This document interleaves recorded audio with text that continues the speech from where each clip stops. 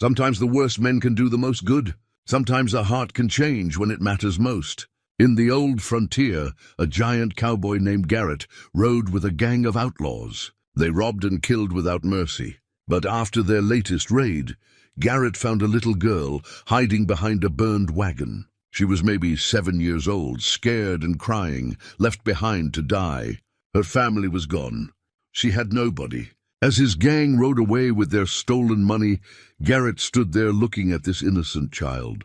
He'd spent years hurting people, taking what wasn't his, leaving pain everywhere he went. Now he had a choice to make. He could ride away like always, or he could do something different, something that might cost him everything. The little girl looked up at him with frightened eyes, waiting to see what kind of man he really was. What would you do if your worst mistake became your chance for redemption? Before we jump back in, tell us where you're tuning in from, and if this story touches you, make sure you're subscribed, because tomorrow I've saved something extra special for you. The child's torn doll lay in the dust beside her, its fabric face stained with tears and dirt. Garrett Stone, though few knew his real name anymore, knelt slowly, his massive frame casting a shadow over the trembling girl. At 6 feet 8 inches tall, with shoulders broad as an ox yoke, he'd earned his reputation as the most feared enforcer in Caleb Morrison's gang. But looking down at this broken little soul, something stirred in his chest that he'd thought buried forever. "Easy there, little one," his voice rumbled like distant thunder. Surprisingly gentle for a man who'd killed 17 people in cold blood. "I ain't gonna hurt you."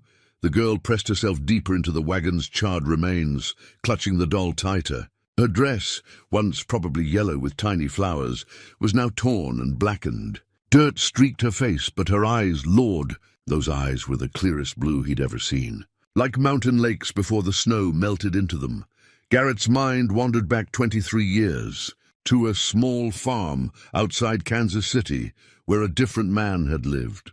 Thomas Garrett Stone had been his full name then, named after his grandfather who'd fought at Gettysburg. He'd had a wife, Sarah, with corn silk hair and a laugh that could chase away the darkest storm clouds. They'd had a daughter too, little Emma, barely 5 years old, with those same clear blue eyes now staring up at him from this devastated child's face. The memory hit him like a physical blow. Emma running through their wheat fields, her pigtails bouncing as she chased butterflies. Sarah hanging laundry on the line, humming old hymns their mother used to sing, the small cabin with its stone fireplace where they'd spend winter evenings. Sarah mending clothes, while Emma played with her cornhusk dolls on the braided rug, all gone. All taken by the cholera outbreak of 1847. He'd buried them both on a hill overlooking their wheat field, carving their names into a piece of oak with his own hands. Sarah Marie Stone, beloved wife and mother. Emma Rose Stone, our precious angel. The words were probably weathered away by now, just like the man who'd carved them after the burial. Thomas Stone had walked away from that farm and never looked back. He'd taken nothing but his father's Colt revolver and the clothes on his back. For 3 years, he'd drifted from town to town, working odd jobs, drinking away the memories, picking fights with men twice. His sighs just to feel something other than the hollow ache in his chest. That's when Caleb Morrison found him. Morrison was already building his reputation then, a snake-lean man with cold grey eyes and a smile that never reached them. He'd found Garrett in a saloon in Dodge City, beaten half to death after taking on 6 cowboys single-handed. Most men would have left him for dead, but Morrison saw potential in that kind of self-destructive fury. "You fight like a man with nothing left to lose," Morrison had said, buying him a drink. They can use a man like that. For 15 years, Garrett had ridden with Morrison's gang. They'd robbed banks from Colorado to California, stagecoaches from Mexico to Montana. They'd burned homesteads, terrorized small towns, left widows and orphans in their wake. Garrett had become Morrison's most trusted lieutenant, his enforcer, the one who handled the jobs that required more than just shooting. But he'd also become something else, a man haunted by the faces of every person he'd wronged. At first, the whiskey had helped numb those faces. Then it took more whiskey. Then it stopped working altogether, and he was left with nothing but the weight of what he'd become.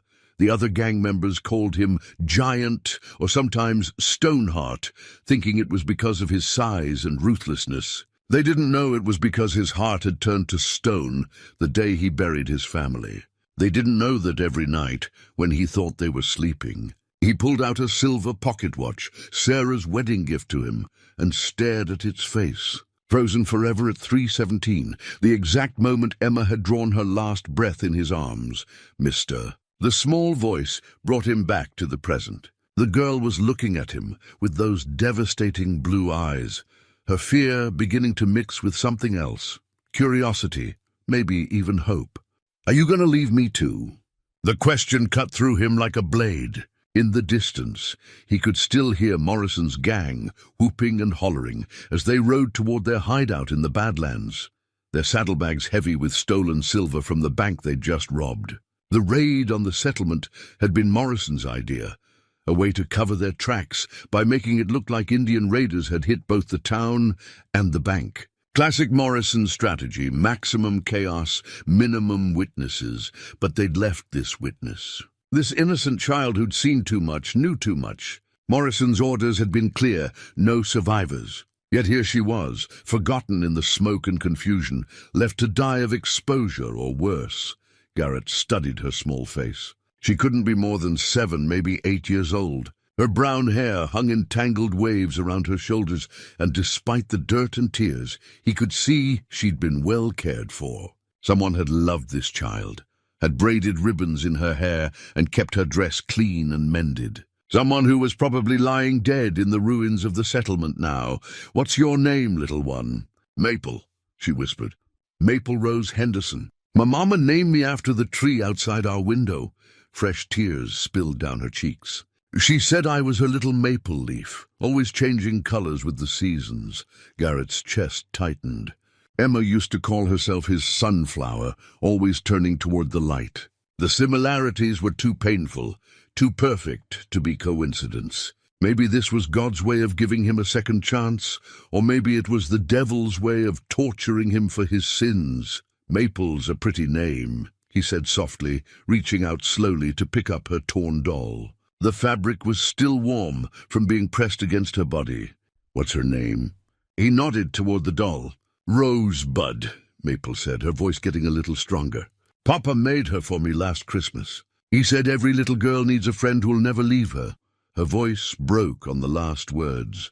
Garrett examined the doll carefully. Someone, probably Maple's father, had carved the head from soft pine and painted on a gentle smile. The body was sewn from scraps of different fabrics, creating a patchwork dress in shades of blue and green. One arm was nearly torn off, hanging by a few threads, but the face was intact.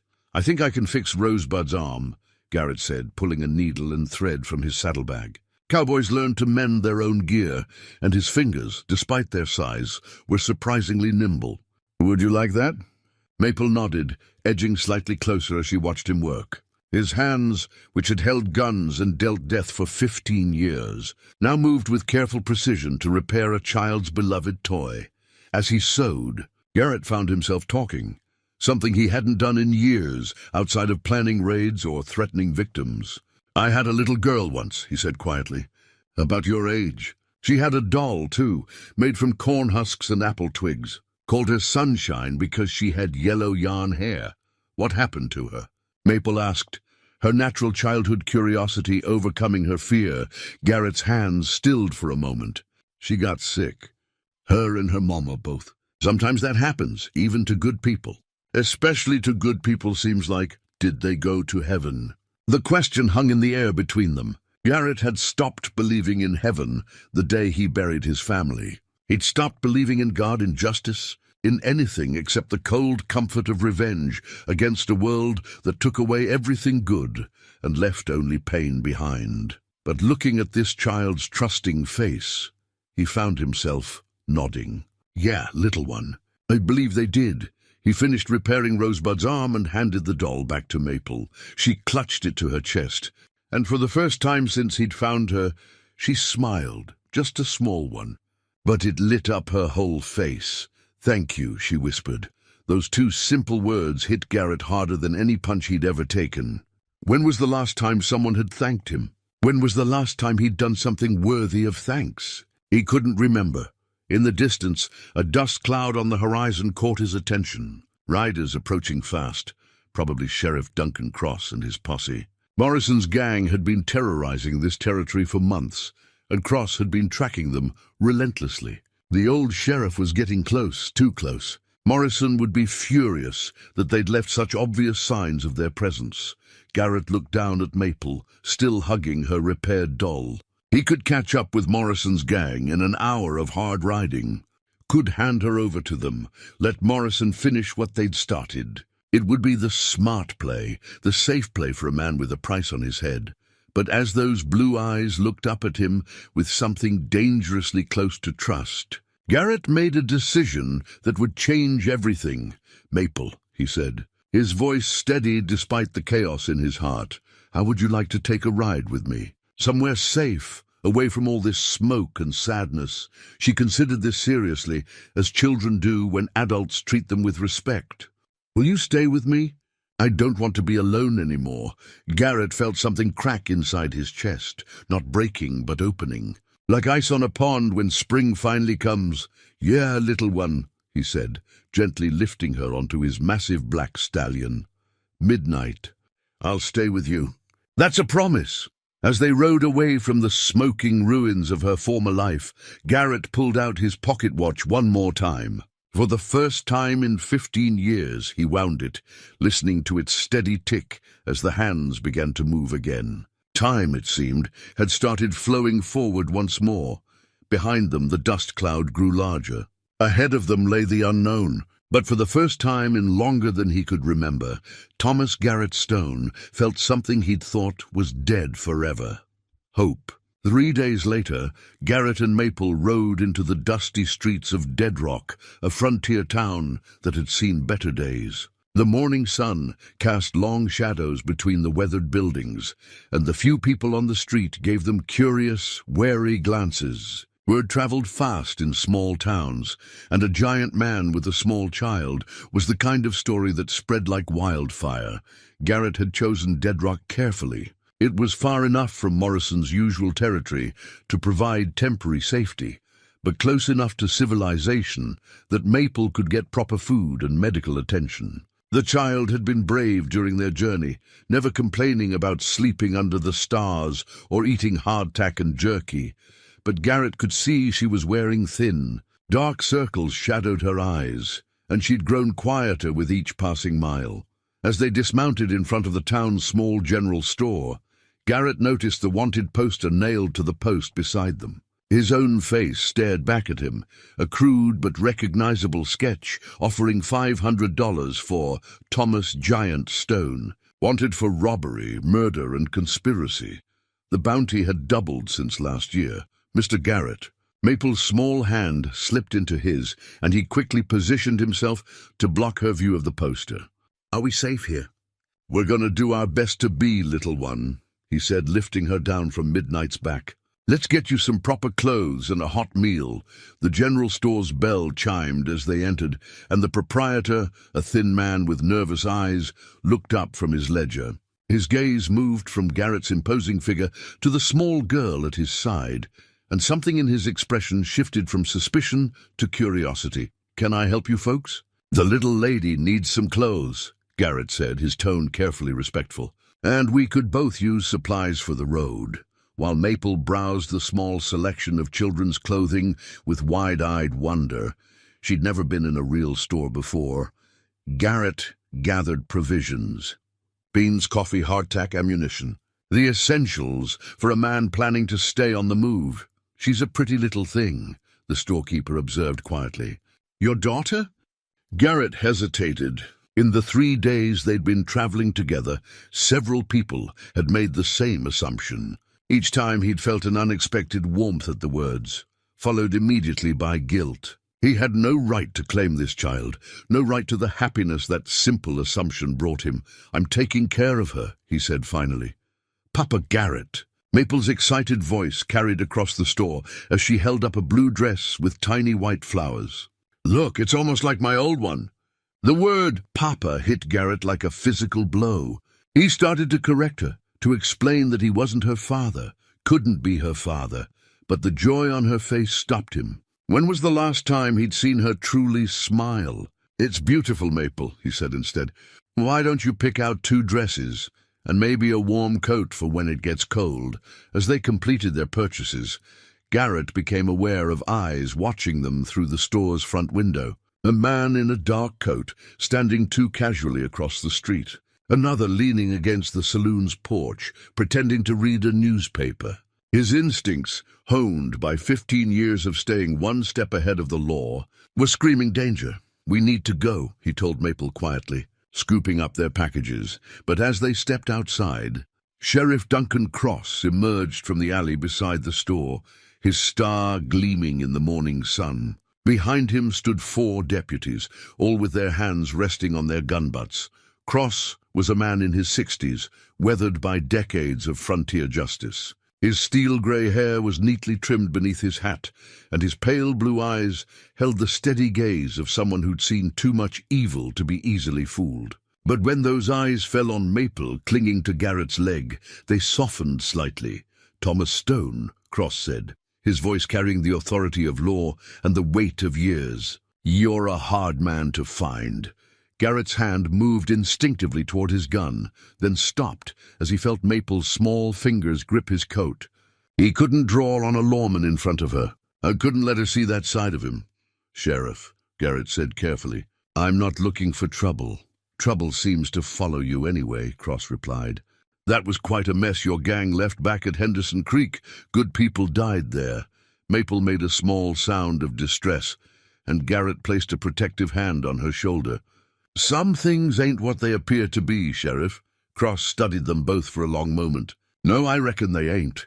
That's your daughter, Stone." The question hung in the air like gunsmoke. Garrett felt Maple tense beside him, waiting for his answer. In the distance, he could see more townspeople gathering, drawn by the confrontation. Some looked curious, others fearful. All of them would remember whatever happened next.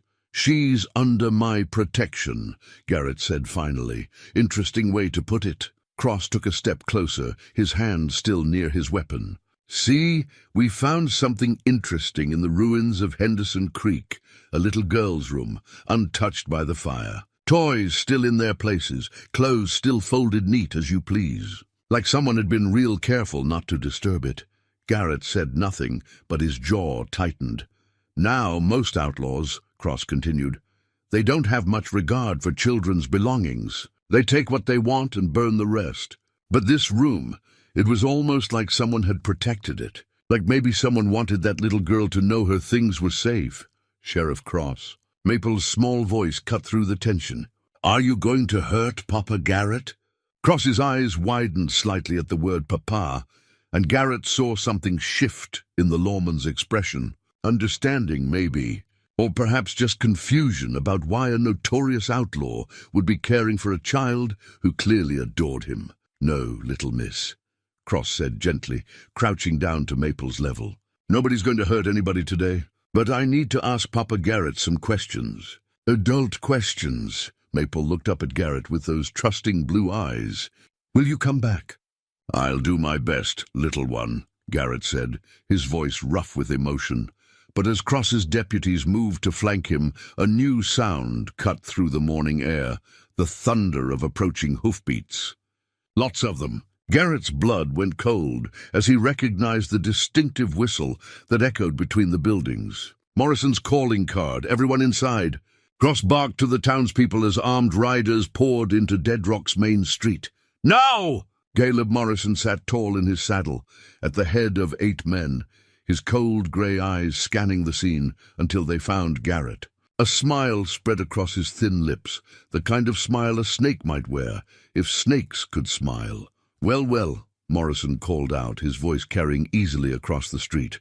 Giant Stone, having a friendly chat with the local law. How very civilized.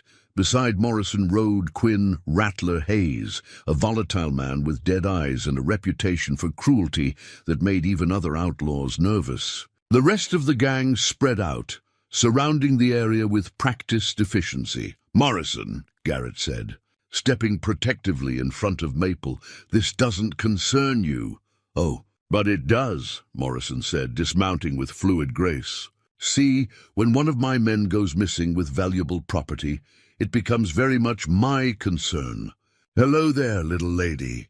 Maple pressed closer to Garrett's leg as Morrison's attention fixed on her. Even a child could sense the evil radiating from the man, like heat from a forge. "She's not property," Garrett said, his voice low and dangerous. "She's a child. She's a witness," Morrison corrected.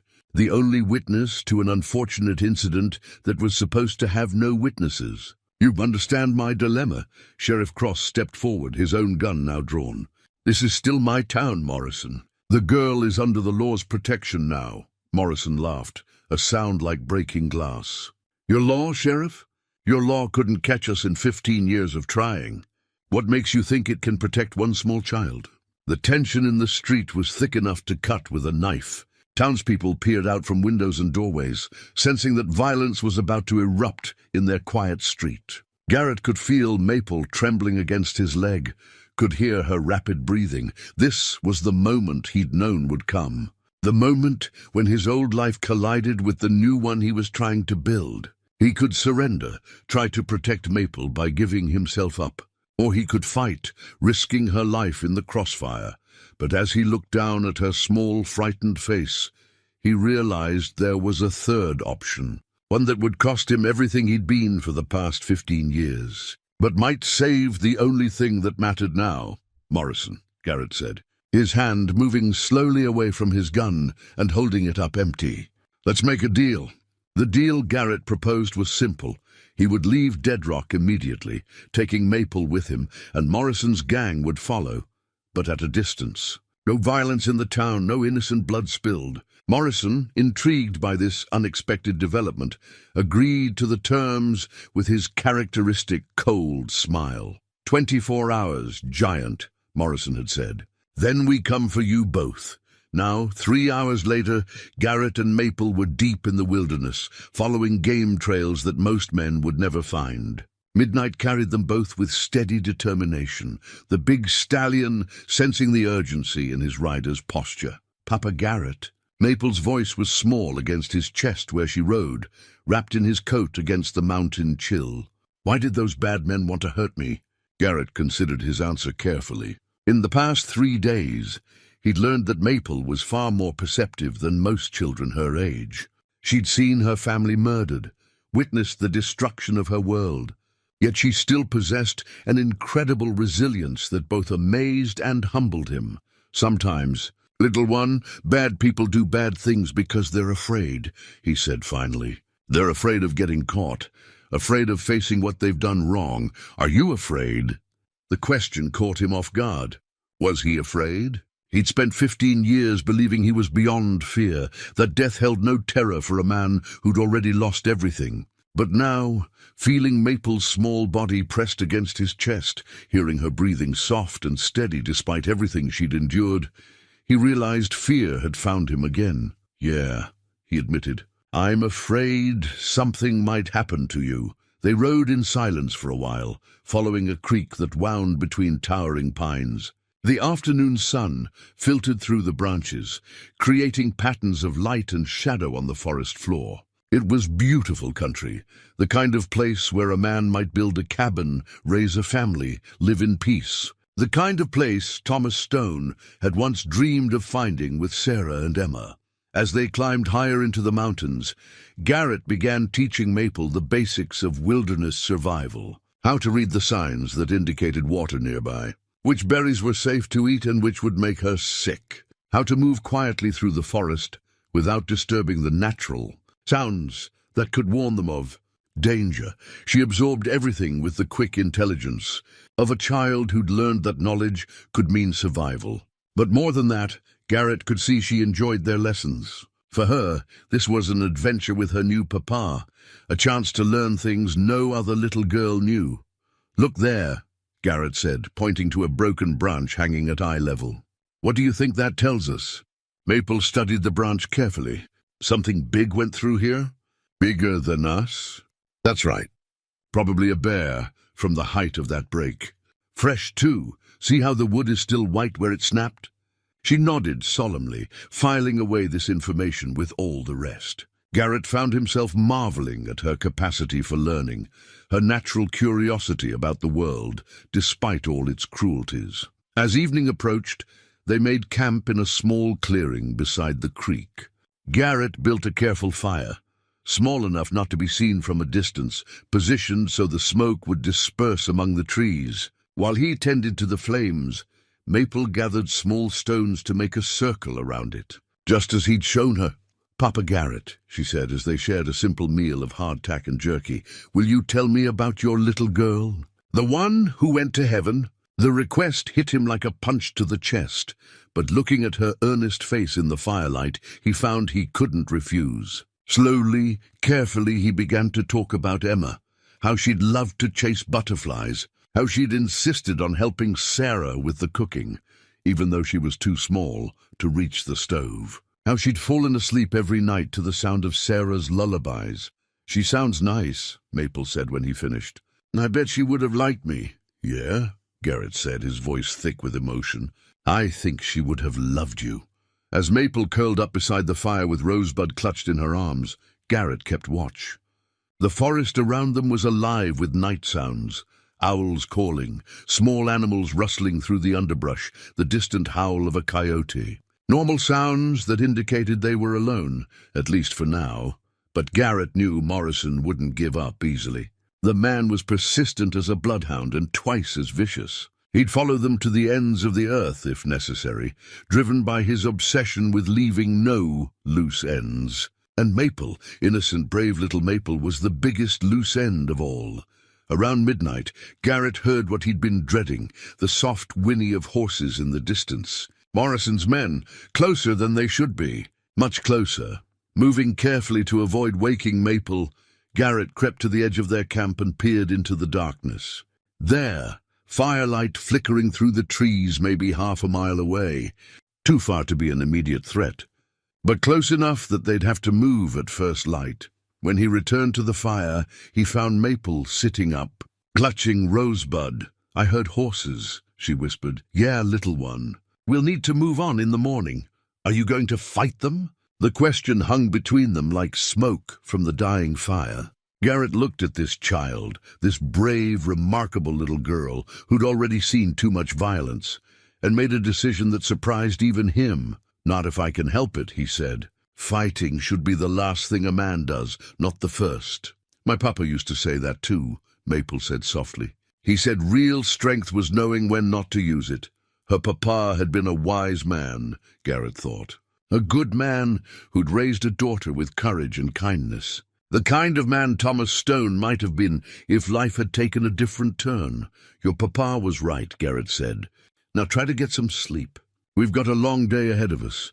As Maple settled back down beside the fire, Garrett pulled out his father's Bible, a worn leather volume he'd carried for 15 years, but rarely opened.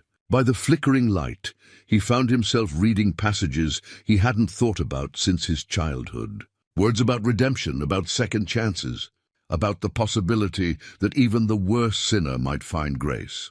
In the distance, Morrison's campfire burned like a malevolent star, reminding him that the past wasn't ready to let him go without a fight. But here, in this peaceful clearing with an innocent child sleeping trustingly beside him, Garrett felt something he'd thought was lost forever, the stirring of hope. Tomorrow would bring new challenges, new dangers. Morrison would close the distance between them, and eventually there would have to be a reckoning. But tonight, with the Bible open in his hands and Maple's gentle breathing, mixing with the forest sounds around them, Thomas Garrett Stone allowed himself to believe that redemption might still be possible, even for a man like him. 2 days of hard travel through mountain passes brought them to Pine Ridge, a settlement perched on the edge of a valley where miners and ranchers tried to scrape out honest livings from unforgiving land. The town was smaller than Dead Rock, but it had something the other place lacked,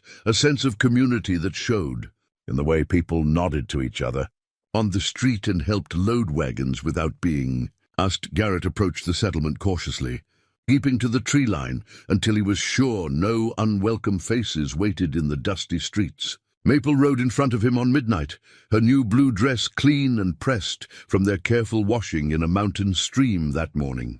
She'd insisted on looking proper for town, a concern that both amused and touched him. "It's pretty here," she observed, taking in the neat wooden buildings and the gardens where late-season flowers still bloomed despite the mountain chill. "The people look happy." She was right. There was something different about Pine Ridge, something that reminded Garrett of towns from his childhood, before the war and loss had turned the world harder. Children played in the street without constant supervision. Women hung laundry without checking over their shoulders. Men gathered outside the general store to discuss weather and crops rather than violence and vengeance. They dismounted outside Rebecca Stone's general store. The irony of the shared name wasn't lost on Garrett, and he found himself hesitating before the door. These were good people, the kind who didn't deserve the trouble that followed men like him. But Maple needed supplies, needed the chance to be around normal folks, even if only for a few hours. The bell above the door chimed softly as they entered, and a woman looked up from behind the counter with a genuine smile that transformed her entire face. Rebecca Stone was perhaps 35, with auburn hair pinned back in a practical style and green eyes that held both strength and kindness. She wore a simple brown dress with a white apron, and when she saw Maple, her smile grew even warmer. "Well, hello there, sweetheart," Rebecca said, coming around the counter to greet them. "What's your name?"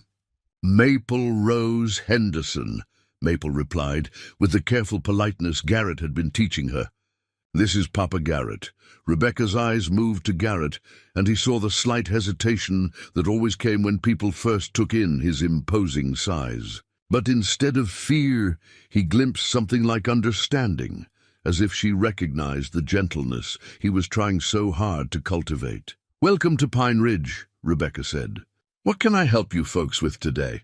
While Garrett gathered basic supplies, Rebecca engaged Maple in conversation about her doll, her travels, her favorite foods. The woman had a natural way with children, and soon Maple was chattering away like she'd known Rebecca all her life. "She's been through something difficult," Rebecca observed quietly when Maple wandered over to examine a display of penny candy. "Yeah," Garrett said simply. "She's stronger than she should have to be, and you're not what you appear to be either," Rebecca said, but not unkindly. "A man running from the law doesn't usually travel with a child who obviously adores him." Garrett's hand stilled on the coffee tin he'd been examining. He'd grown careless, let his guard down because of the town's peaceful atmosphere. But Rebecca's tone held no threat, only curiosity. "Ma'am, Rebecca," she corrected. "And before you start explaining, you should know that my husband was a complicated man too. Good heart, bad choices. He died trying to make amends for mistakes that weren't entirely his fault." The simple statement carried a weight of understanding that surprised Garrett. Here was a woman who'd loved someone flawed, who understood that people could change, could be more than the sum of their worst decisions. "Papa Garrett," Maple called from across the store, "can we get some of the peppermint sticks?" "Please, just one," Garrett said, his voice gentler than it had been in years. "We don't want to spoil your appetite for supper." As Rebecca wrapped their purchases, she glanced toward the window where dust clouds on the horizon indicated approaching riders. Garrett saw them too, 5 men riding hard toward Pine Ridge. "Friends of yours?" Rebecca asked quietly. "No, ma'am." "Quite the opposite." Rebecca studied his face for a moment, then made a decision that would stay with Garrett for the rest of his life. "There's a back door through the storeroom. Opens onto the alley behind the church. If you need to leave quietly, that might be your best option. Why would you help us?" "Because that little girl deserves a chance to grow up safe," Rebecca said simply. "And because I think you're trying to give her that chance." The riders were closer now, close enough that Garrett could make out Morrison's lean figure in the lead. They'd found the trail faster than he'd expected, pushed their horses harder than was wise. Morrison was getting desperate, which made him even more dangerous. "Maple," Garrett called softly. "Time to go, little one." But as they moved toward the storeroom, Morrison's voice echoed from the street outside. "Stone! I know you're in there! Come out, and let's finish this." Through the front window, Garrett could see townspeople scattering, mothers pulling children inside, men reaching for weapons they hoped they wouldn't need to use. His presence here was endangering innocent people, exactly what he'd been trying to avoid. "Take her," he told Rebecca, gently pushing Maple toward the other woman. "Keep her safe until—" "No!" Maple's voice was fierce despite her size. She grabbed Garrett's hand with both of hers, her blue eyes blazing with determination. "I'm not leaving you. We're a family now."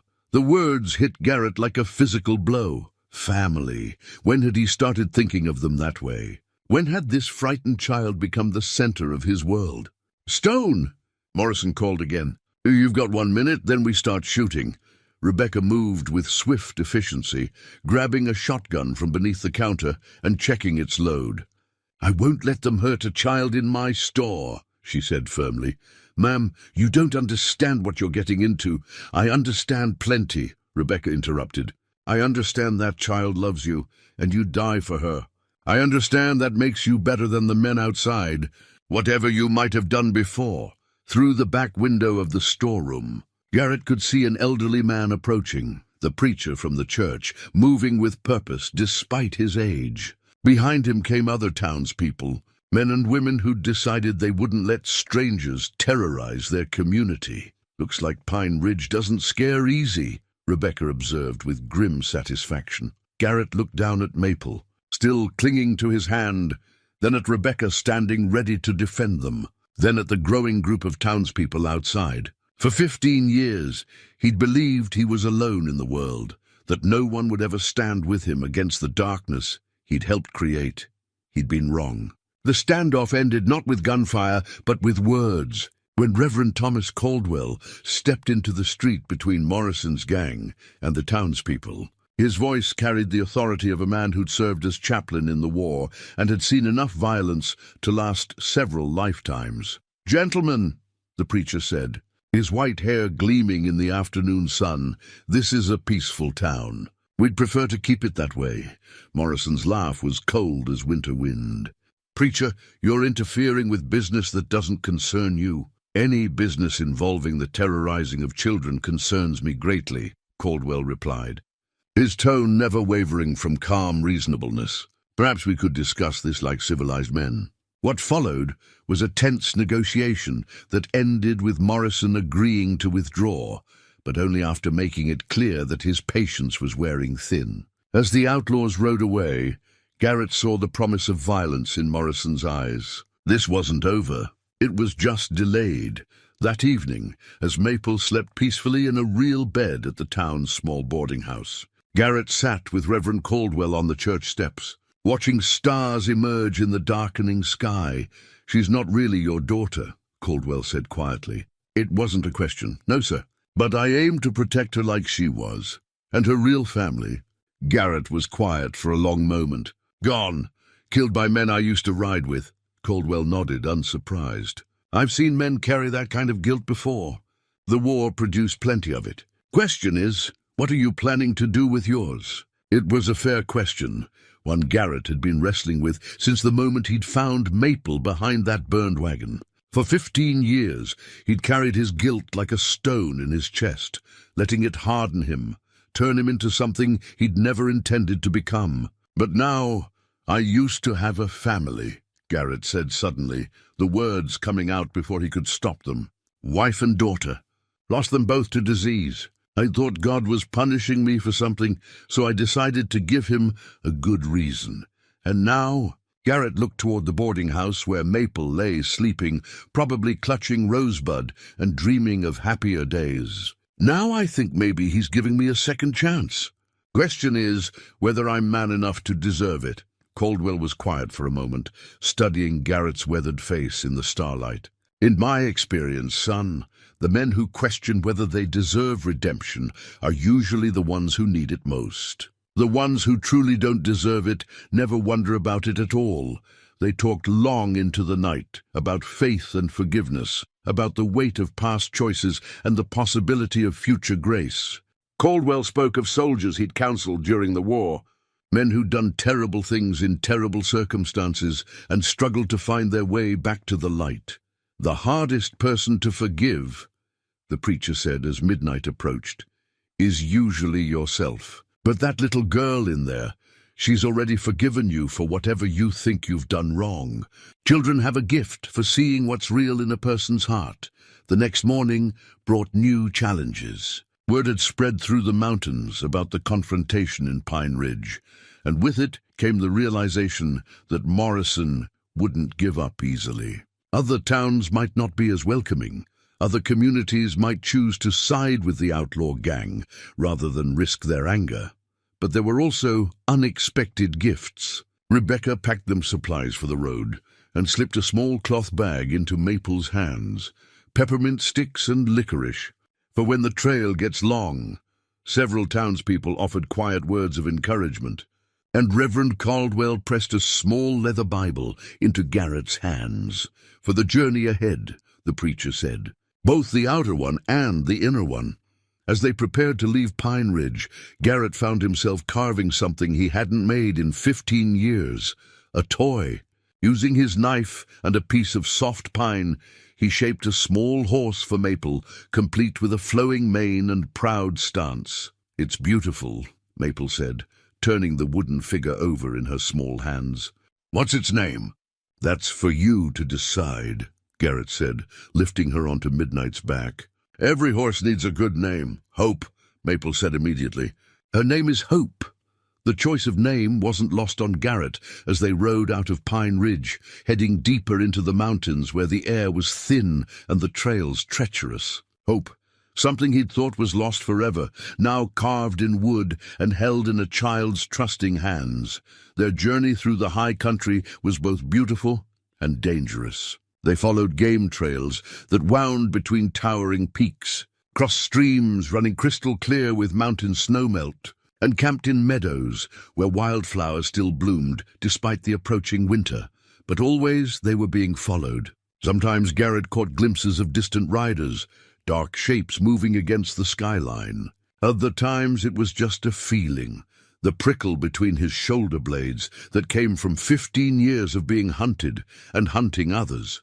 "Papa Garrett," Maple said one evening as they made camp beside a small lake that reflected the sunset like a mirror, "why do those men want to hurt us?" It was a question Garrett had been dreading, but Maple deserved an honest answer. As honestly as he could manage for a 7-year-old. He explained about Morrison's gang, about the terrible things they'd done, about why some men chose darkness over light. "But you're not like them anymore," Maple said with the simple certainty of childhood. "You saved me. You take care of me. You're good now." If only it were that simple, Garrett thought. If only being good now could erase the evil he'd done before. But looking at Maple's trusting face, he realized that maybe it wasn't about erasing the past. Maybe it was about choosing every day to be better than what he'd been. That night, as Maple slept peacefully beside their small fire, Garrett opened Reverend Caldwell's Bible and found himself reading the Psalms. Words about valleys of shadows and still waters, about goodness and mercy following a man all the days of his life. He thought about his own valley, 15 years of violence and regret, and wondered if there might truly be still waters ahead. For Maple's sake, he had to believe there were. In the distance, a wolf howled at the moon, and somewhere out there in the darkness, Caleb Morrison was planning their destruction. But here in this peaceful moment beside a mountain lake, with an innocent child sleeping safely nearby, Thomas Garrett Stone allowed himself to hope that tomorrow might be better than yesterday, even for a man like him. The mountain pass, known as Devil's Backbone, was treacherous even in good weather, a narrow ledge carved into the rock face by wind and water over countless years. In the gathering storm clouds of an early autumn blizzard, it was nearly impassable. But Morrison's gang had driven them to it, cutting off every other route with their relentless pursuit. Garrett guided Midnight carefully along the narrow path, feeling the big horse's muscles bunch with each careful step. Behind him, Maple pressed close against his back, her small arms wrapped around his waist. She hadn't complained once during the 3-day climb into the high country, though he could feel her shivering despite the thick coat they'd bought in Pine Ridge. "Just a little further." "Little one," he murmured, though he wasn't entirely sure that was true. The path ahead disappeared into swirling snow, and the wind was picking up, howling through the peaks like the voices of the damned. Below them, barely visible through the storm, the brass compass that had guided Morrison's gang for 5 years caught the last rays of sunlight before full darkness fell. Morrison himself studied the mountain path through a spyglass, his thin lips curved in what might have been a smile. "They're trapped up there," Quinn Hayes said, his voice barely audible above the wind. "No way off that ledge except back the way they came or straight down." Morrison lowered the spyglass. "Good. Let the mountain do our work for us. We'll wait at the bottom and collect what's left in the morning." But Morrison underestimated both the mountain and the man he was pursuing. Garrett had spent 2 winters trapping in country like this, back when he was still Thomas Stone, and thought he might make an honest living in the wilderness. He knew these peaks had secrets, caves and hidden paths that didn't show on any map. As full darkness settled over Devil's Backbone, Garrett found what he'd been hoping for, a narrow cleft in the rock face, barely wide enough for a horse and rider. It led into a natural cave system that honeycombed the mountain's interior, protected from the worst of the storm. "It's warm in here," Maple said with wonder as they dismounted inside the first chamber. The temperature was indeed warmer than outside, heated by natural springs that bubbled up from deep within the mountain. Garrett built a careful fire using driftwood from some long-ago flood, positioning it so the smoke would dissipate through natural vents in the rock. As the flames cast dancing shadows on the cave walls, he began to tell Maple stories, not about his violent past, but about the good times, before it all went wrong. Stories about Sarah's garden, where she grew tomatoes so red they looked like rubies. About Emma's first successful fishing trip, when she'd caught a trout almost as big as she was. About winter evenings when they'd roast chestnuts in the fireplace and Sarah would read aloud from books of poetry. "They sound wonderful," Maple said, her head resting against his shoulder. "I wish I could have met them." "They would have loved you," Garrett said, and meant it. Sarah had always talked about wanting more children, about filling their little cabin with the sound of young voices and laughter. Emma had begged for a little sister, someone to share her dolls and secrets with, as Maple drifted off to sleep beside the warm springs. Garrett found himself thinking about family, not just the one he'd lost, but the one he was trying to protect now. When had this child become so central to his world? When had her safety become more important than his own life? The answer came to him as he watched her sleep, her face peaceful despite everything she'd endured. It had happened the moment he'd seen her behind that burned wagon, clutching her torn doll and looking at him with those clear blue eyes. In that instant, something frozen in his chest had begun to thaw, and Thomas Stone, the man he'd been before grief and guilt had twisted him into Giant Stone the outlaw, had started fighting his way back to the surface. Outside the cave, the storm raged with increasing fury. But here, in this hidden sanctuary, they were safe for the moment. Garrett used the time to plan, to think through their options once the weather cleared. Morrison would expect them to retreat, to try to find an easier path down the mountain. Instead, Garrett intended to do the opposite, to push higher into country so remote and dangerous that even Morrison might hesitate to follow. "Papa Garrett," Maple's sleepy voice stirred him from his planning. "Are you scared?"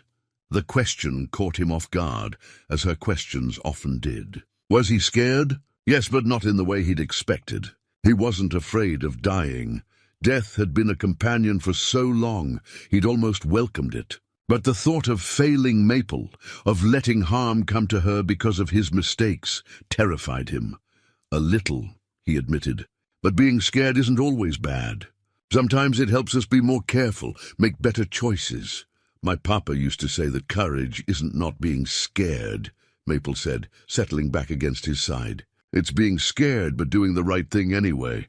Her papa had been a wise man, Garrett reflected. The kind of father who raised a daughter with both courage and compassion, who taught her to see the good in people even when they couldn't see it in themselves. "Your papa was right," Garrett said softly. "Now try to get some more sleep. Tomorrow's going to be a long day." As the wind howled outside their shelter, Garrett kept watch through the long mountain night. He thought about Morrison down below, studying his brass compass and planning their destruction. He thought about the good people of Pine Ridge who'd risk their safety to help strangers. He thought about Reverend Caldwell's words about redemption and second chances. Most of all, he thought about the child sleeping peacefully beside him, trusting him to keep her safe in a world that had already shown her too much cruelty. She'd lost everything, family, home, innocence, yet she still had hope, still believed that tomorrow could be better than today.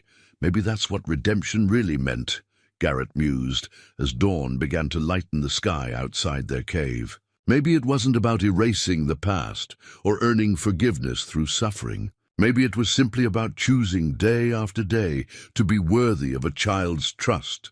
Outside, the storm was beginning to clear, revealing peaks that gleamed like silver in the morning light. Soon they would have to leave this sanctuary, face whatever waited for them in the world beyond.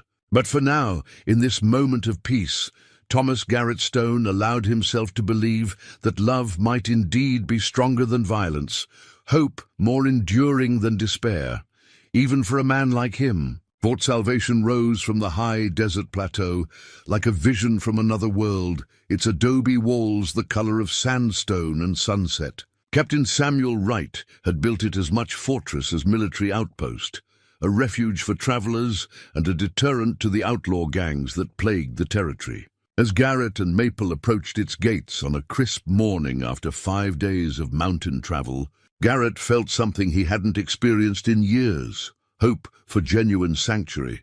The guards at the gate were professional soldiers, their uniforms clean and their weapons well maintained. They studied Garrett with the careful attention of men who'd learned to judge character quickly. But when they saw Maple riding safely in front of him, their expressions softened. "State your business," the sergeant said, his hand resting casually on his sidearm. "Thomas Stone, requesting safe passage for the child," Garrett replied, choosing honesty over deception. "We're being pursued by dangerous men." The sergeant's eyes widened slightly at the name. But before he could respond, a voice called from the fort's inner courtyard, "Let them in." "Sergeant Mills, I've been expecting them, Captain." Wright emerged from the command building, a man in his 50s with graying hair and the bearing of someone who'd earned his authority through experience rather than birthright. His blue uniform was immaculate, and his eyes held the steady intelligence of a career military officer. "Captain," Garrett said as they dismounted, "you know who I am?" "I know what you've been," Wright replied. "I'm more interested in what you're becoming." The fort's interior was a marvel of organization and purpose. Soldiers drilled in the courtyard while others tended to equipment and supplies. But what struck Garrett most was the presence of civilians, traders, travelers, even a few families who'd clearly been given refuge here. This wasn't just a military installation. It was a community.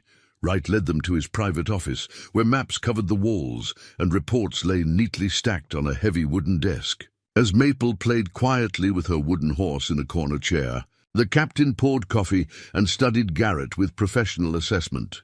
"You're not what I expected," Wright said finally. "What did you expect?" "A monster. The reports make Giant Stone sound like something out of a nightmare. 8 feet tall, kills men with his bare hands, leaves no witnesses." Wright's gaze moved to Maple, now humming softly to herself. "They never mentioned you traveling with a child." "She's not part of my past," Garrett said carefully. "I'm trying to give her a future. And Morrison's gang? They want us both dead. Her because she witnessed something she shouldn't have. Me because I chose her over them." Wright nodded thoughtfully. "We've had encounters with Morrison before. Lost good men to his cruelty. But you rode with him for 15 years. You know his methods, his weaknesses." The conversation was interrupted by a commotion in the courtyard. Through the window, Garrett could see a rider approaching at full gallop, Iron Jake Patterson, the bounty hunter who'd been tracking them for weeks. But something was wrong. Patterson's horse was lathered with sweat, and the man himself looked like he'd been riding hard for days. "Captain Wright," Patterson called as he dismounted. "We need to talk, all of us." Minutes later, Patterson sat across from them in Wright's office, his weathered face grim with knowledge that clearly troubled him. He studied Maple for a long moment before turning to Garrett. "Stone, what do you know about the child's family?" "They were good people, farmers. Morrison's gang killed them during a raid." Patterson shook his head slowly. "That's not the whole truth. Tell me, what was her father's name?" "John Henderson," Maple said quietly from her corner. "John David Henderson. And Mama was Mary Rose Henderson." Patterson pulled a blood-stained letter from his jacket pocket, its edges torn and dirty from travel. "Found this in Morrison's saddlebags when I caught up with his rear guard yesterday. Lost 2 men taking it, but I thought you should see it." Garrett unfolded the letter with trembling hands. The paper was expensive, the handwriting educated. As he read, the color drained from his face. "My dearest brother Caleb, I can no longer remain silent about your activities. Mary and I have decided to take Maple and move back east, away from this violence. I know you believe the ranch should have been yours after Father died, but it was left to me, legally and fairly. I'm prepared to deed you half the property if you'll agree to leave us in peace. We both know what kind of man you've become, but I still remember the brother who taught me to ride and fish. For the sake of that memory, I'm begging you, let us go. Don't make me choose between my family and my blood. Your brother John." The letter slipped from Garrett's hands as the full implications sank in. Maple wasn't just a witness to a random raid. She was Morrison's niece, the daughter of the brother he'd murdered for a piece of land. The entire Henderson family massacre had been about money and property, dressed up to look like an Indian attack. "Dear God," Wright whispered, understanding dawning in his eyes. "She's the rightful heir," Patterson nodded grimly, "to one of the richest spreads in the territory. 15,000 acres of prime grazing land, plus water rights. Morrison's been trying to claim it through forged documents, but as long as she's alive, he can't legally inherit," Garrett finished, his voice hollow with the weight of this revelation. "So he has to eliminate her." Maple looked up from her wooden horse, sensing the tension in the room, though not understanding its source. "Papa Garrett, is something wrong? How do you tell a 7-year-old that her uncle, her own blood, had murdered her parents for money? How do you explain that kind of evil to someone who still believed in the basic goodness of people?"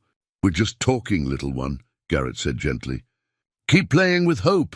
But Wright was already moving to the window, scanning the horizon with the practiced eye of a military commander. "Patterson, how far behind you is Morrison?" "Half a day, maybe less. He's pushing his men and horses hard. I don't think he knows I took the letter, but he knows I was there."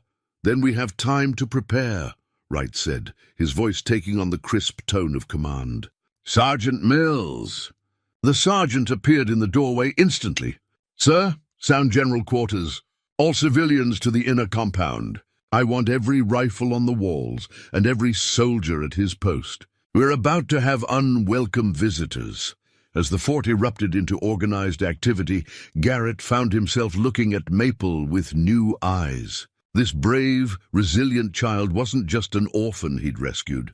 She was the key to a vast fortune, the rightful owner of land and cattle worth more than most men saw in a lifetime. No wonder Morrison had been so relentless in his pursuit. "There's more," Patterson said quietly, pulling Garrett aside while Wright issued orders. "The letter mentions other family. Mary Henderson had a sister back east, Philadelphia. Married name's Catherine Bradford. She's been looking for the child ever since she heard about the massacre." Another revelation that hit Garrett like a physical blow. Somewhere in the civilized world, Maple had family, real family, blood relations who would love her and care for her properly, people who could give her the kind of life she deserved, with schools and safety and all the advantages that came with wealth and position. But the thought of losing her, of watching her walk out of his life into someone else's arms, left him feeling hollowed out inside. When had this child become so essential to his existence? When had the thought of a world without her laughter become unbearable? "Papa Garrett?" Maple had approached while he was lost in thought, her small hand slipping into his. "You look sad.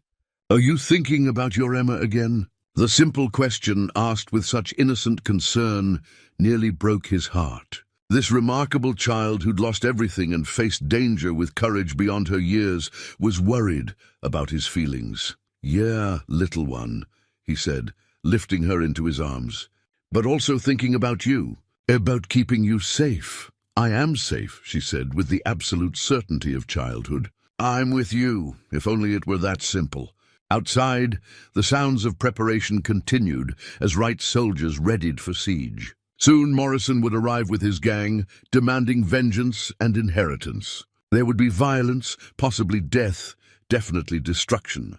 But looking into Maple's trusting eyes, Garrett made a silent promise. Whatever happened in the hours ahead, whatever the cost to himself, he would see that she survived. She would grow up to claim her birthright, would find her way to the aunt who was searching for her, would have the chance to become the remarkable woman she was destined to be, even if he couldn't be there to see it. "Captain Wright," Garrett said, his decision crystallizing as he spoke, "I need to ask you for something. If this goes badly, if something happens to me, will you see that she gets to her aunt in Philadelphia?" Wright studied Garrett's face for a long moment, recognizing the sacrifice being offered. "You have my word as an officer and a gentleman. But it won't come to that. We're going to get through this together." From the walls came a shout, "Riders approaching!" 8 men coming fast. Morrison had arrived for the final reckoning. But this time Garrett wouldn't face him alone. This time he had allies, good men who believed in protecting the innocent. This time he would stand not as Giant Stone the outlaw, but as Thomas Garrett Stone, the man who'd found redemption in a child's trust. The brass compass that had guided Morrison's gang through 15 years of violence and crime had led them here, to this fortress in the wilderness. But some journeys, Garrett reflected as he checked his weapons one final time, were meant to end in justice rather than escape, even for men like them. The leather-bound Bible that had once belonged to Garrett's father lay open on Captain Wright's desk, its pages worn smooth by decades of reading. Garrett had found it among his possessions while preparing for what might be his final battle, and now its familiar verses seemed to speak directly to his heart.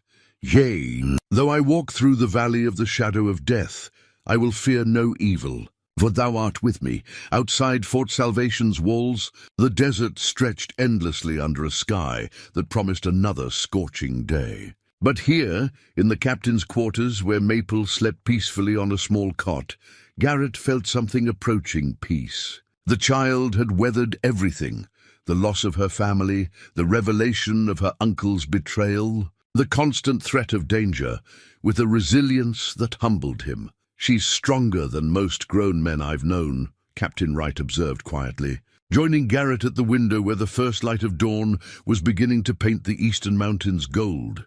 "She's had to be," Garrett replied, his voice rough with emotion. "No child should have to carry what she's carrying," Wright nodded, understanding the weight of that burden. In his 25 years of military service, he'd seen too many children forced to grow up too quickly by violence and loss. But there was something special about Maple, a light that refused to be extinguished no matter how dark the world became. "The men are ready," Wright reported. 42 soldiers, all good fighters. Patterson's agreed to stand with us, despite the bounty on your head. Says he's tired of chasing the wrong man while the real evil goes unpunished." Through the window, they could see Morrison's gang spread across the plateau in front of the fort's main gate. 8 riders, all heavily armed, all loyal to a man who'd proven capable of murdering his own brother for gold and land. Morrison himself sat his horse with casual arrogance, his cold grey eyes studying the fort's defenses. "You know he won't give up," Garrett said. "Even if he has to besiege this place for weeks, then we'll give him what he wants," Wright replied, with grim determination. A fight, but first came the negotiations, if they could be called that. Morrison rode forward under a flag of truce, stopping just within shouting distance of the walls. His voice carried easily across the morning air, smooth and reasonable as always. "Captain Wright, I believe you have something that belongs to me." Wright appeared on the ramparts, his uniform immaculate despite the early hour. "State your business, Morrison." "I've come for my niece." Morrison called back, the lie rolling off his tongue with practiced ease. The poor child was taken from her family's ranch by this outlaw. I'm here to bring her home, where she belongs. Even from a distance, Garrett could see the calculated performance in Morrison's posture, hear the false concern in his voice. The man was a master manipulator, capable of making evil sound like virtue when it served his purposes. Interesting story, Wright replied. Pity it doesn't match the evidence we've found. Letters can be very revealing, especially when they're written in blood. Morrison's mask slipped for just a moment, his face hardening with rage before the smile returned. I don't know what lies Stone has told you, Captain, but I assure you the lies are yours, Morrison. Garrett's voice boomed from the walls as he stepped into view. Tell them about your brother, John. Tell them why you really killed him and his wife. The charade was over. Morrison's face twisted with genuine fury as he stared up at the man who'd once been his most trusted lieutenant. You should have stayed loyal, Giant. Would have saved us all a lot of trouble. I found something better than loyalty to you, Garrett called back.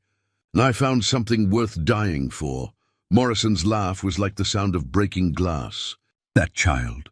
You think she cares about you? You think she'll remember your name when she's safe with her real family back east?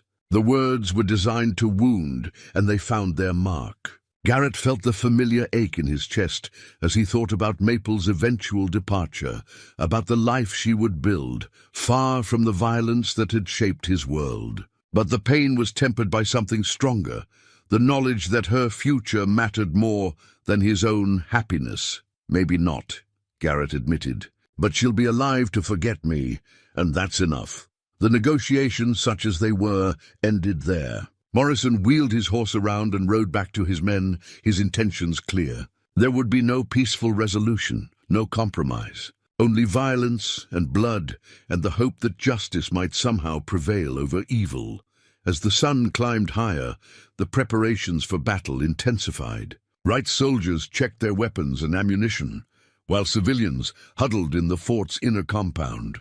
Maple mercifully remained asleep through most of the activity. Exhausted by the emotional revelations of the previous day, I want to put her somewhere safe, Garrett told Wright as they made their final preparations. The deepest, most protected place in the fort. The ammunition bunker, Wright suggested. Stone walls 3 feet thick, only one entrance. If anything happens to the rest of us, nothing's going to happen, Garrett interrupted with more confidence than he felt.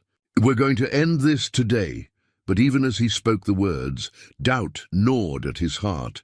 Morrison was desperate now, driven by greed and rage to take risks he might have avoided before. Desperate men were dangerous men, capable of terrible things when cornered.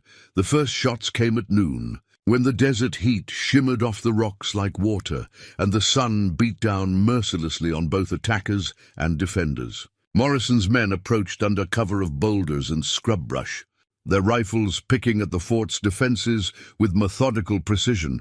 Wright's soldiers responded with disciplined volleys that forced the outlaws to take cover.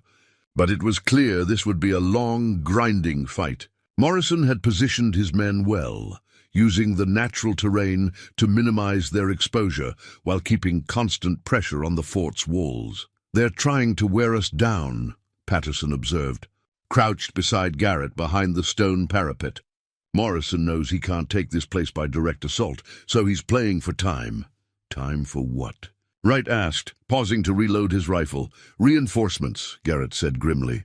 Morrison's got friends in the territory, other gangs, corrupt officials, men who owe him favors. If this drags on too long, a bullet whined off the stone inches from his head, cutting off the thought.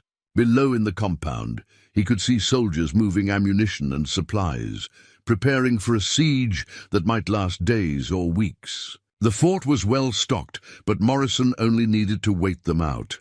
Unless, Captain, Garrett said, a desperate plan forming in his mind. What if we didn't wait for him to come to us? Wright studied Garrett's face, reading the dangerous intent there. What are you thinking?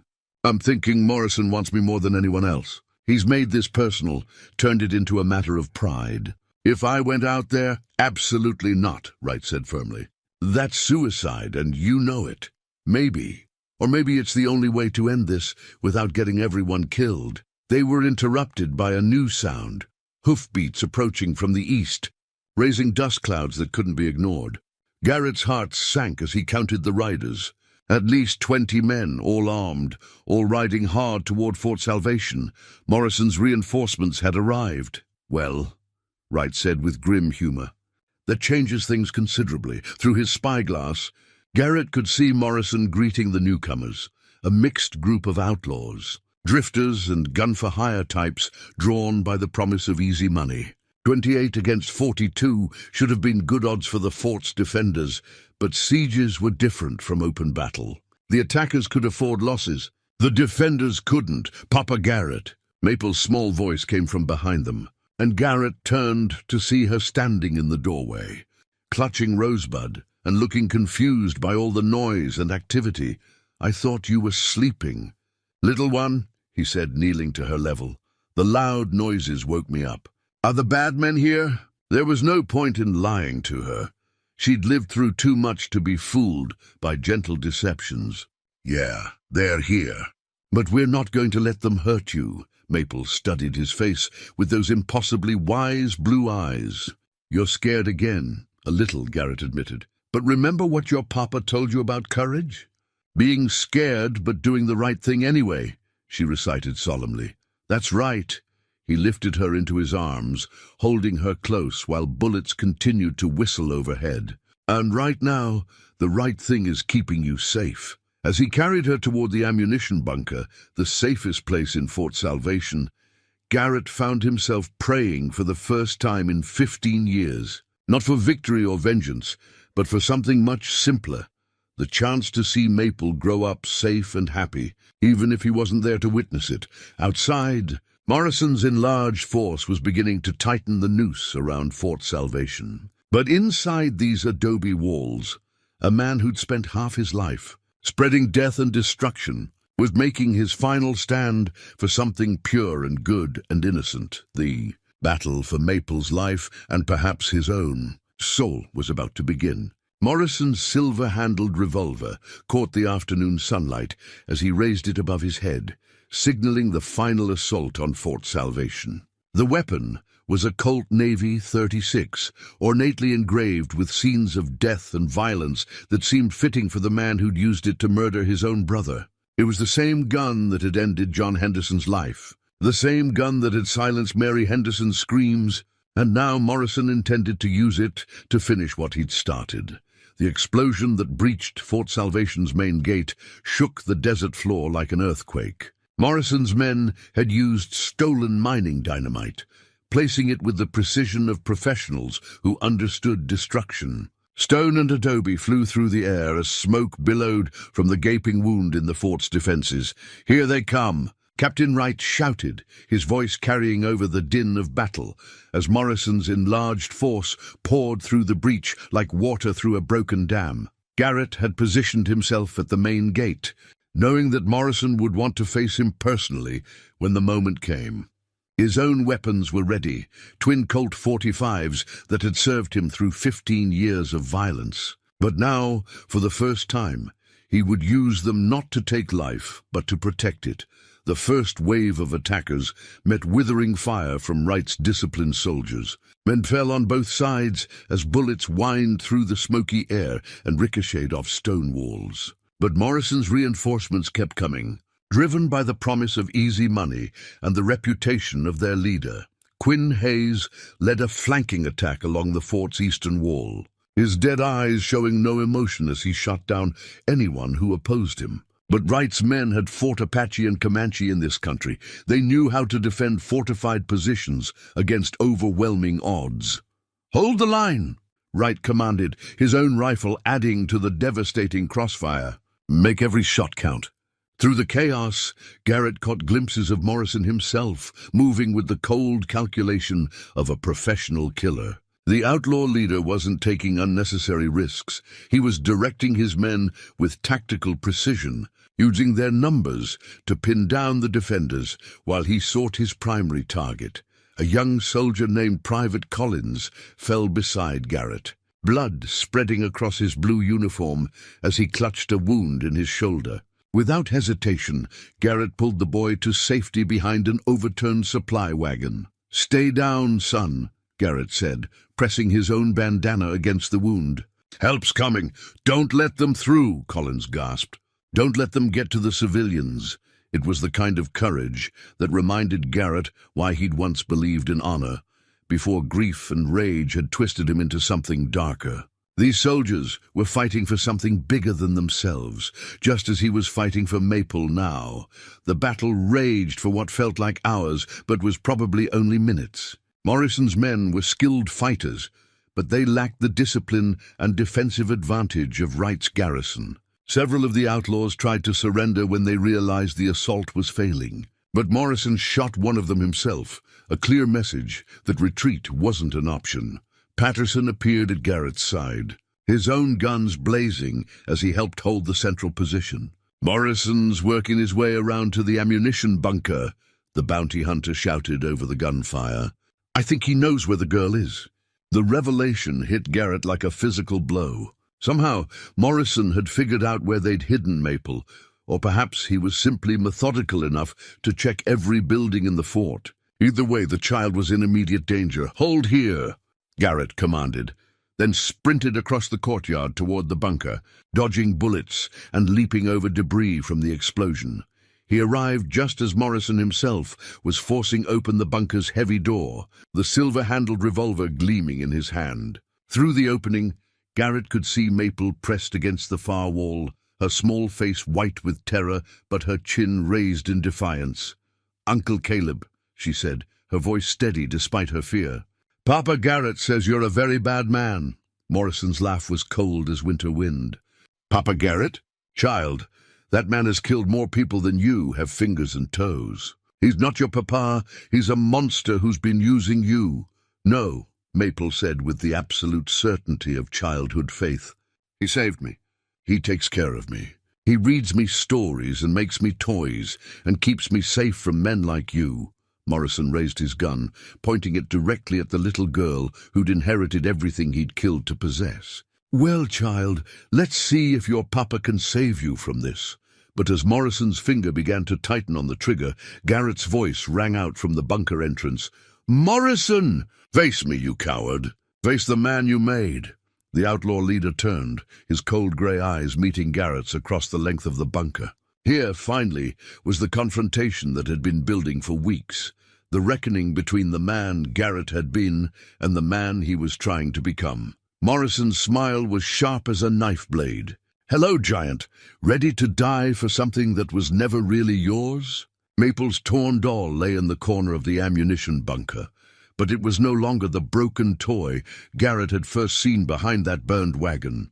During their long journey together, she had carefully sewn Rosebud back together, the arms reattached, the face cleaned, the patchwork dress mended with tiny, precise stitches. The doll now represented something profound, the restoration of innocence through love, the healing power of patient care, the miracle of wholeness emerging from brokenness. "She's beautiful, isn't she?" Maple said softly, following Garrett's gaze to the restored doll.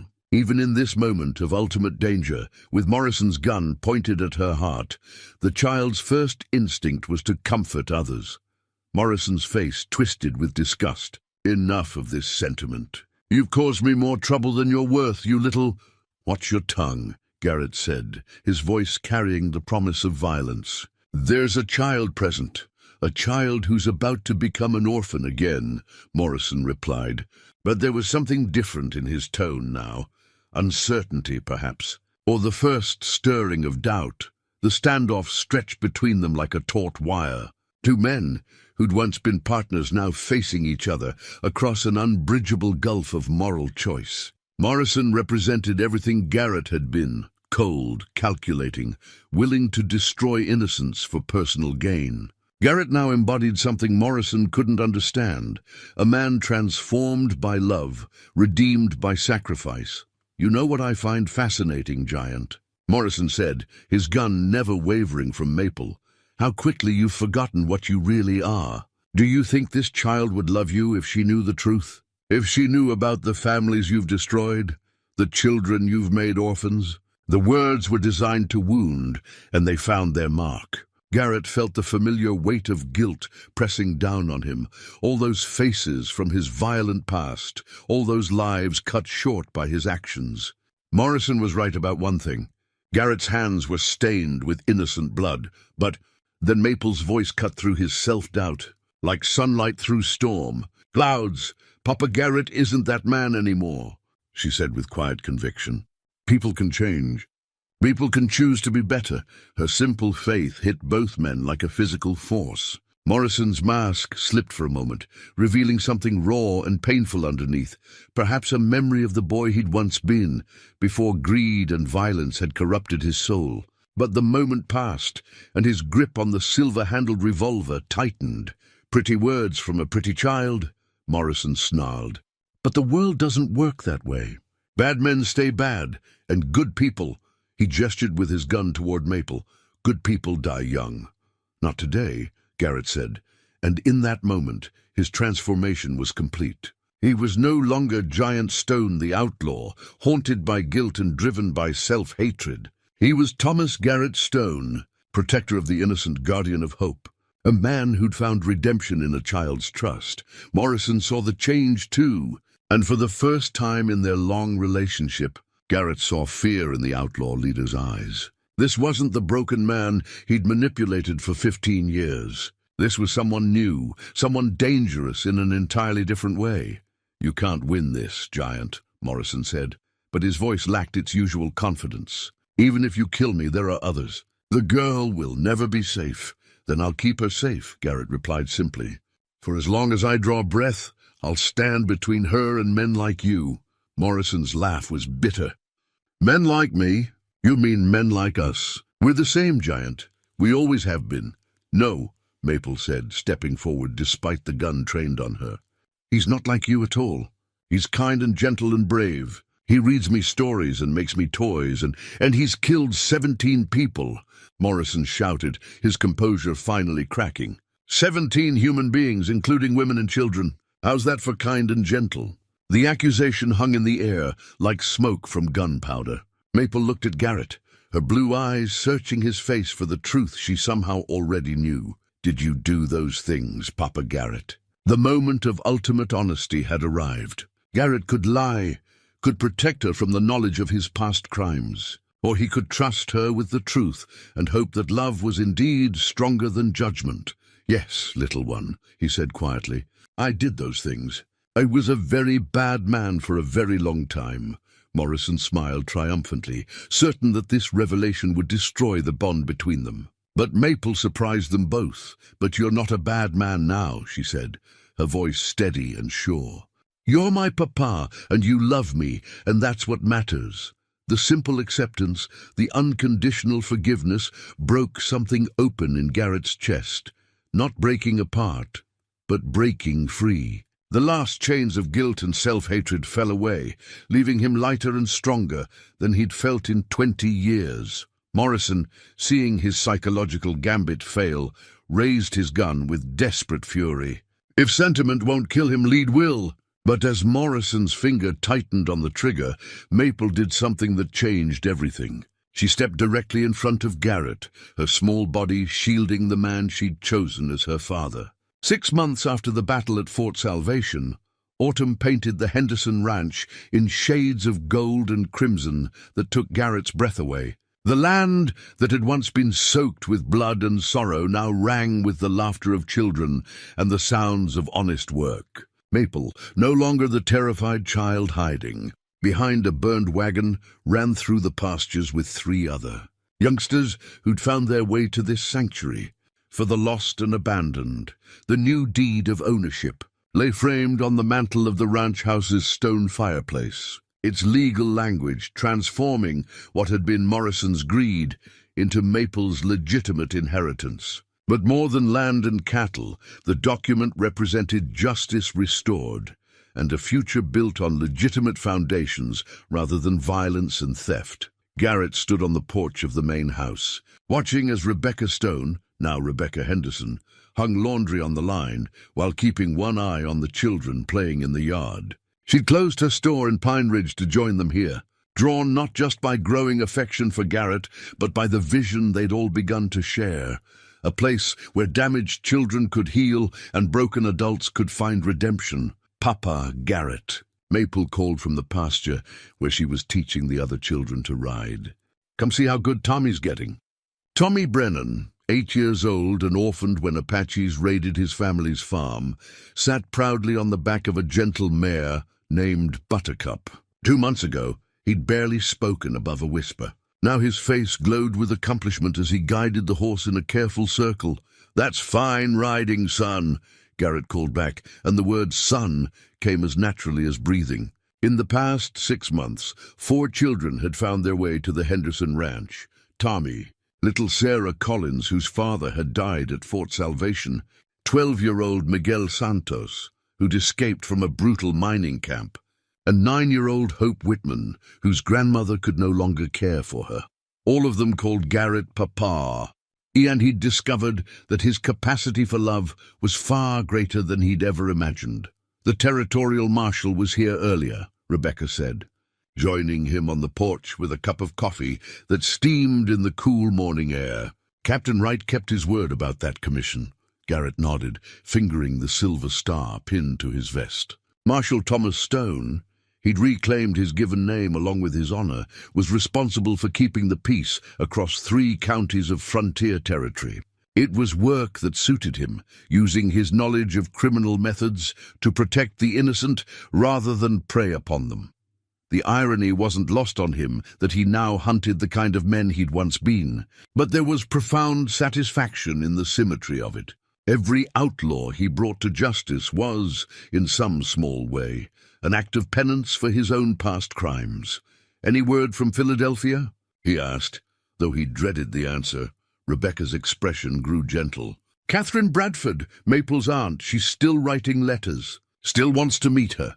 The shadow of that inevitable reckoning hung over their happiness like a cloud.